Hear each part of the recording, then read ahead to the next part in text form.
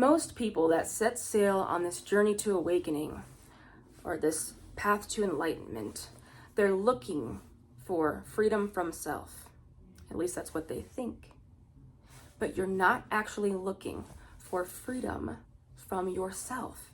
You are looking for freedom from everything that you are not. That's really what you're looking for. But because you haven't identified the true spiritual journey that you're actually going to grow in, you're trying to control and force and change everything out here so that you can be okay inside. Because you are so identified and your consciousness is so merged with everything going on in your mind and in your body and in the world, in everything out here, right? Now that is how you suffer. Most people are suffering right now. I'm sure you've had a couple thoughts come up where you are worrying about something just in the minute that I've been speaking. It takes practice to truly know who you are, but it's just that, a practice. And it can be fun. It doesn't have to be so dense and heavy. And this is the only way to find inner peace, really, and to not have that denseness and heaviness. So why not start now, working on really knowing who you are and who you are not? But we convince ourselves so much, right? It's like, how could I not be these things? You have merged yourself so much with these thoughts and these emotions that you feel like you are them. And in reality, you do become them. Because your consciousness no longer knows who it is. It is these things. It's so zoomed in to the experience that you're having or the thing you're usually worried about that it thinks it's that. It doesn't remember. You don't remember who you are.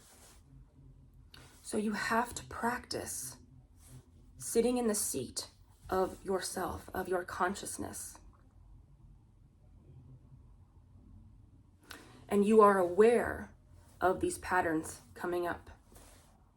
Because usually what happens in most people's lives, unfortunately, is their life is this play of what happened in their past and them trying to avoid getting hurt in the same way they were hurt before, right? You're always putting these walls up over your heart.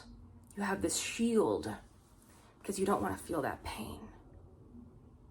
Instead of realizing that you would actually feel way less pain and you would suffer far less if you were just to find a way to be okay with what's going on, because you're okay with you. You're okay with yourself, meaning you're not identified with everything going on.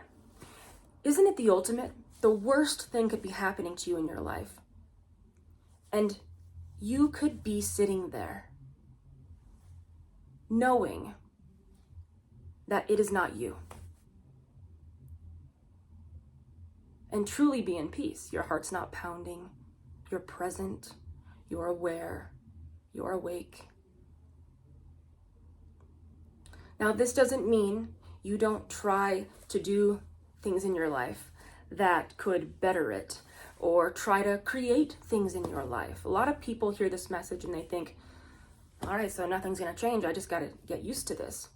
Not really, but you have to start there.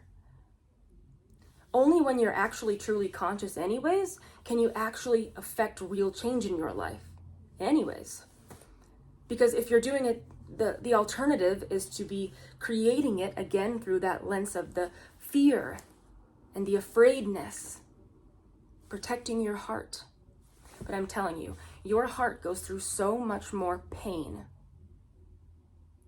when you are constantly reminding it and telling it to watch out, to feel insecure. For a lot of people, it's all day long. Afraid, afraid, afraid, afraid. You never experience. But what if you got to that place of true inner peace within yourself, to get to know yourself so much that those things that those bad things that happen, far and few between really, they just pass through you like wind. You're no longer grabbing onto them, because the person part of us, we just want to be okay.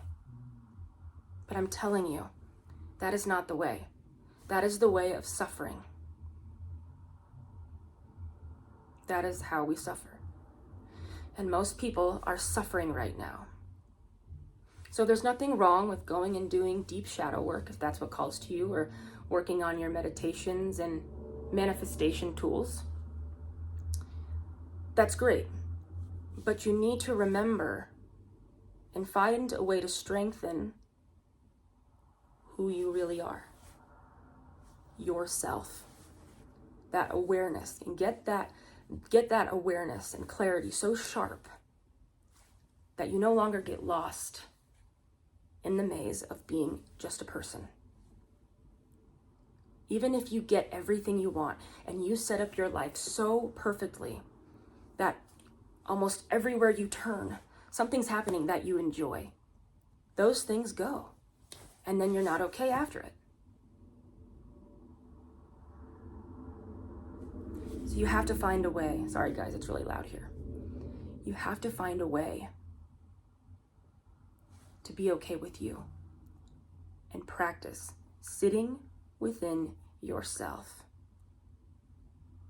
So when one of those programs comes up, and you can rewire these programs, but you also still don't be identified with them, good or bad.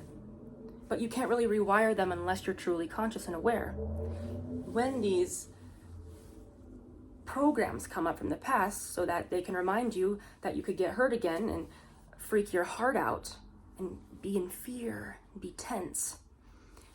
You're watching these programs. You're truly learning how to watch them and not merge with them and become them.